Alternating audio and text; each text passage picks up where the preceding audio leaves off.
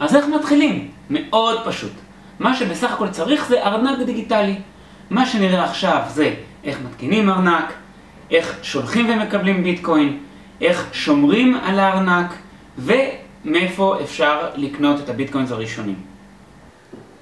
הדבר היחידי שצריך זה בעצם ארנק.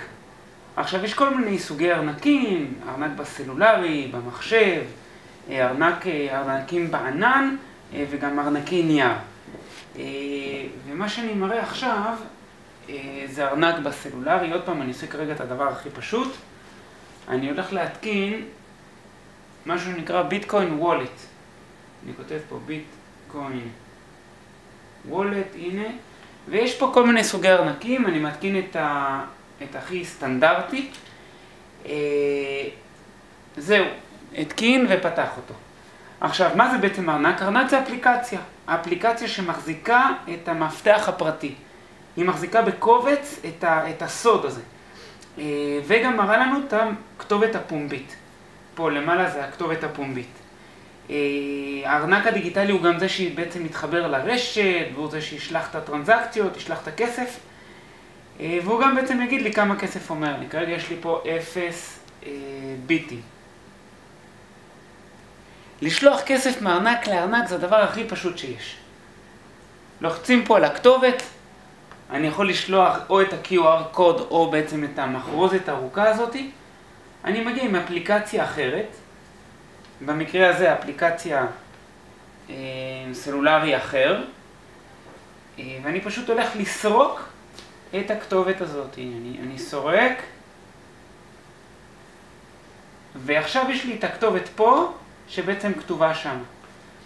אז אני הולך לשלוח שקל אחד, שזה בעצם 809 ביטים, ויש פה גם את הפין הסודי שאני קבעתי אותו. הפין הסודי כרגע הוא 1, 2, 3, 4, 5, כמובן שאתם צריכים פין יותר בטוח, ואני עושה send.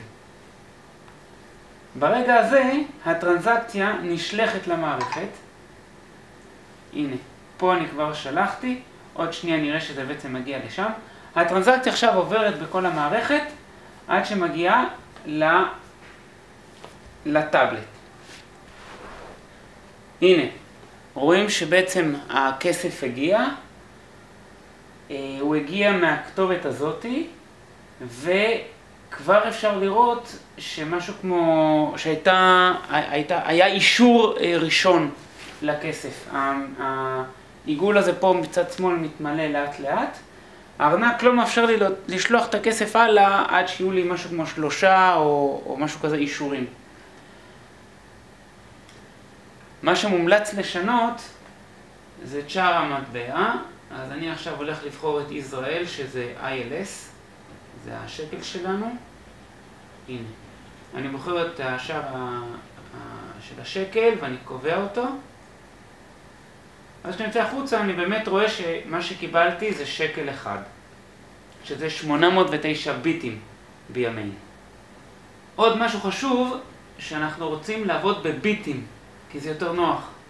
כמו שראינו, 1,000,000 ביטים זה ביטקוין אחד, אז פה בסטינגס אני בוחר את precision, ואני בחרתי את מיקרו BTC, שזה בעצם 1 חלקי מיליון. אז אני בוחר, ואז באמת אני רואה כאן 809 ביטים. לפני משהו כמו חצי שנה, לקחתי את אבא שלי למסעדה, לארוחת ערב. ותוך כדי האוכל הסברתי לו על הביטקוין, על כל השווקים, מה הפוטנציאל של זה.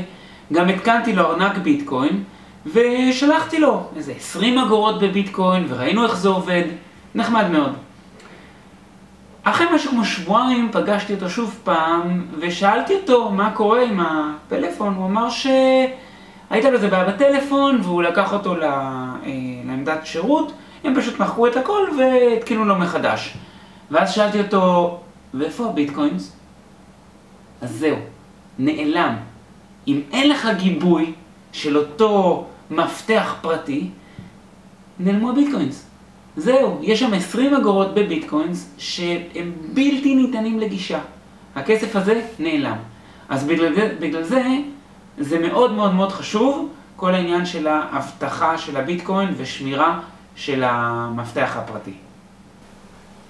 מה שאתם חייבים לעשות זה לגבות את המפתח שלכם. אם הטלפון נאבד או מתקלקל ואין לכם גיבוי, הכסף הלך. איך מגבים? מאוד פשוט. הולכים לסייפטי, עושים בקאפ, גיבוי. הוא הולך לכתוב את המפתח לקובץ. אתם חייבים לתת פה סיסמה גדולה, תרשמו אותה בצד, תשמרו עליה, כי אם הסיסמה הזאת הולכת או הקובץ הולך, אתם לא יכולים לגבות את המפתח. לא יכולים לשחזר את הכסף שלכם. אז הנה, פה אני שם איזה משהו ארוך, יפה. אוקיי? וזהו, מגבים. עכשיו זה שמור בקובץ בתוך הטלפון, בתוך הטאבלט, ובנוסף, אתם יכולים לשלוח לכם אותו. כמובן, פה זה כבר בענן, אז אתם מבינים למה הסיסמה שלפני רגע שמנו צריכה להיות מאוד מאוד מאוד ארוכה, ותשמרו עליה. זהו. הדבר השני זה להכניס פין, איזשהו מספר סודי, כדי שאם מישהו גונב את הפלאפון, הוא לא יוכל לשלוח את הכסף אליו.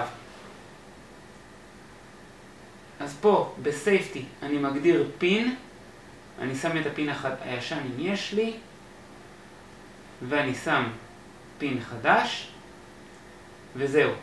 זה בעצם נשמר בפנים, וכל פעם שאני רוצה לשלוח כסף, אני צריך להשתמש בפין הזה. חשוב לי להדגיש, זה נושא חדש שלוקח קצת זמן ללמוד אותו. אז אל תשחקו עם כמויות גדולות של כסף, תשחקו עם 10-15 שקל, תשלחו ימינה שמאלה, כדי שתתחילו לחוש את זה.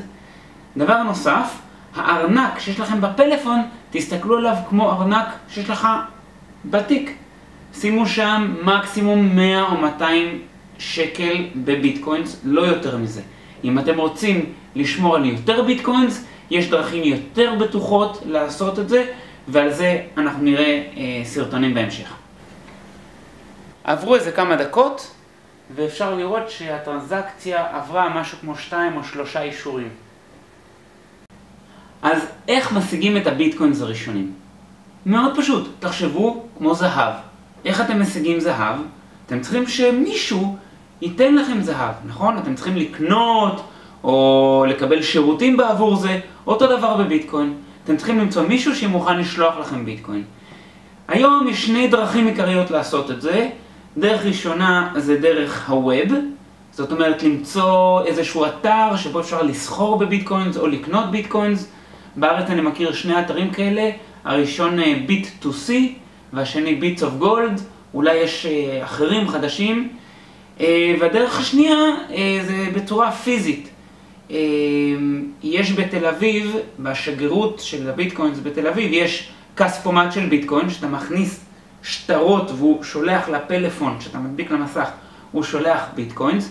זה דרך ראשונה. דרך שנייה, יש כל מיני אתרים כמו Local Bitcoins, שיכול למצוא אנשים בחדרה, פרדס חנה, באר שבע, שרוצים לקנות ביטקוינס או לקנות ביטקוינס, ופשוט נפגשים איתם בבית קפה, ובעבור תשלום סמלי, לפי השער, אפשר לקנות ולמכור ביטקוינס. זהו, מאוד פשוט. אז אני מקווה שבאמת פישטתי את כל העניין הזה, ובהצלחה. קדימה, נשתמש בזה.